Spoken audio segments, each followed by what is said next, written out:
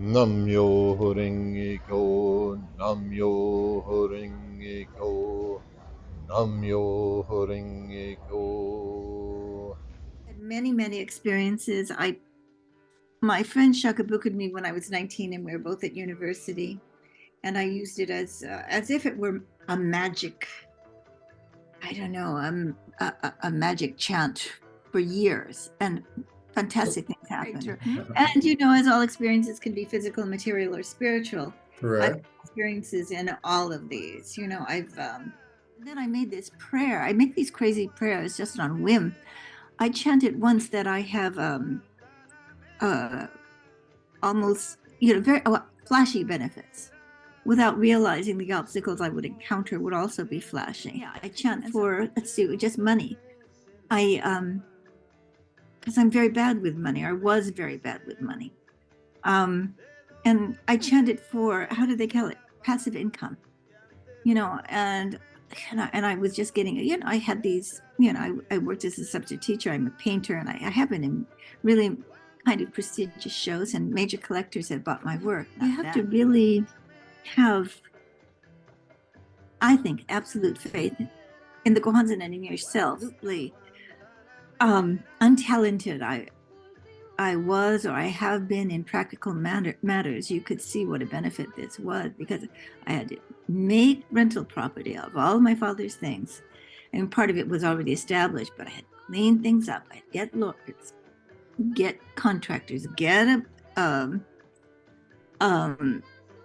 property manager. I mean, Right. again and again. And it was so you went to Paris, but this was a troublesome time, and you came back sort of devastated. You didn't have money, you didn't have your focus was gone. And then did you then start to really practice more seriously, or? Well, actually, I was told about the practice when I was 19. I was still I had to get my degree and then I moved to Paris, and I used the practice as if it were magic. And over the course of time, because really I was practicing very superficially, I had lost all my fortune, and that by that time I was 30, and I'd moved back to LA. Oh, okay. So this was quite a long time. From him. Yes, I just feel so much that even with him dead, yeah, I feel, it's not that I feel his presence. I feel that we get direction from him, partly by the legacy he's left us in his writings, but also it's been a recent revelation that, yes, Sensei is very important, but he wants us to continue. So we're really not tied to him. We are just continuing him, what he said, as disciples. Right. I think this is from out of past existences. And when I think about the practice, somebody asked me, what do you think? When you first grasped it, for me, it came from memory. Even right. I used to say that I thought we were drunk at the ceremony in the air. Yeah, I'll do this, Yeah, I'm going to do this in that lifetime, this lifetime. I spoke to another ex-Catholic, and she said it's good that we were Catholic, because Buddhism does require a certain amount of self-discipline, and Catholicism teaches you that. Well, I was very, I think they used to say spaced out person. And I was breaking up with a man I was living with that I didn't even like. But I didn't like that. What I really didn't like is that he left me for another woman. And I got very upset. And my friend Sylvia, we'd been in high school together, told me about this practice. So I started chanting, remember? I was very involved in the political issues of the time, but I really wasn't going to class a lot. And so some friends came to stay in Mexico City with me that summer. And they said, hey, we heard that you're getting expelled because you've been such a terrible student. I didn't even really, so what happened? I chanted, I didn't want to leave school. I didn't, because it just seemed like I was failing, a failure. And so I started chanting, well, I don't want to leave school, because I didn't know what else to do. So what happened was I kept I knew I should keep chanting about, because I wanted to stay at university. And Right. so what happened was there was a terrible, terrible accident with the computer system, and all my failing grades were turned to W's, as if I'd withdrawn from all the classes. So I was still in university. I straightened my whole life out, and I went on for a few years and graduated. And I really like to live in Paris. So probably in a not very intelligent way, like I didn't know you'd need work permits. Anyway, I moved to Paris. Yeah. And then, a lot happened. Great, great experiences. Because I do have flashy experiences. I had nowhere to live except this hotel on the left bank and Quartier Latin. And then I was looking for a job just so I could have a place to live. And then I found out, this is long, but, and I remember I got really sick, so I chanted somehow to do it again, as if it were magic. And I went to this job. It was taking care of a baby 2 weekends a month. Well, turns out they liked me, this family. I thought it was funny because it was like a mansion in Paris where it was, and they gave me a room off one of the wings. It was a private room. But it turns out this family was related to Joseph Bonaparte, Napoleon's brother. And I even got to, when I went out to their country house, it was a chateau. I got to sleep in Napoleon's bed for a few times, I just crazy, crazy, wonderful things, Okay. So now you're sick in Paris. You're running out of money. Now, did you chant? Do you consider this a benefit from chanting to find this job? Absolutely. Okay, good. I went to see friends in Stockholm. Well, this doesn't sound like much, but also this hitchhiking thing, boy, I was so crazy. It was safer then. That's all I can say is that I just needed to get to Stockholm. And then I had to cross from Denmark to, to Sweden. And then, so it's 500 miles to Stockholm. So I was hitchhiking.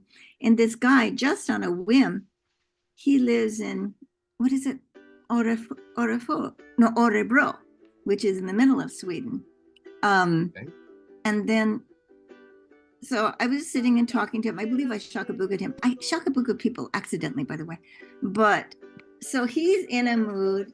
It's like 500 miles to Stockholm. He doesn't stop in Örebro. He said, you know what? I have nothing to do today. I'm just going to take you all the way to Stockholm. It wasn't anything like he was going to try to take advantage. He just dropped me off at my friend's house in Stockholm, his apartment in Stockholm.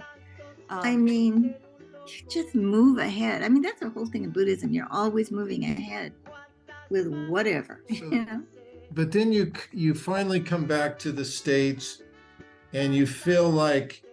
my fortune was gone. I didn't feel like it. It was just gone. One of the things that happened is I moved into an apartment building in Hollywood.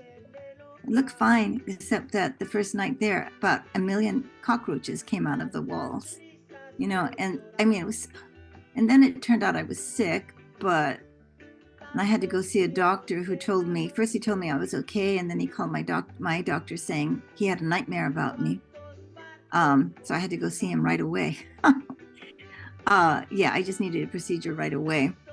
And I had no health insurance, but I got sudden health insurance from the state.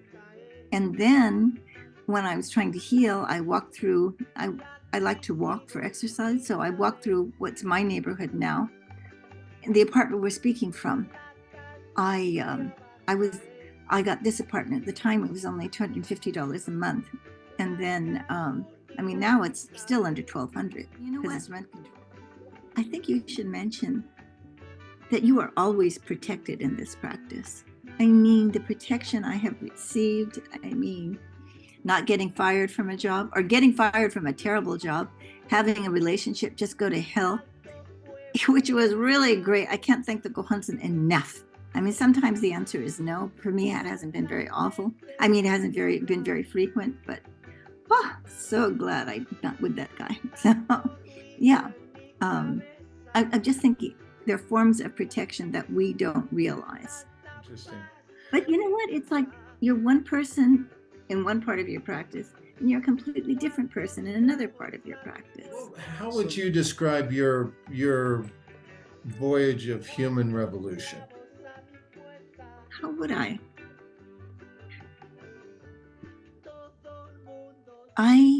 How can I say this? As I mentioned, things were very difficult coming up. And I think when things can be difficult, you become defensive and you do a lot to protect yourself. And so I learned to be extremely sarcastic and have a very angry nature. But that protected me at the same time, so I don't regret it. But using this angry nature to, as they say, create benefit. I'm very involved politically. I always have been.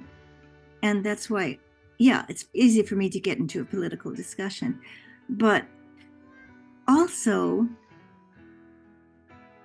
I went through so many decades in my life kind of thinking I was not worthy of anything. And then I can finally say in the last decade, I have really begun to like myself. So much so that in the next life, I'd like to be exactly who I am now, except maybe thinner, taller, and born in Paris. A woman, of course. I love being a woman. All right. I'm very fortunate. I love my friends. I love my life.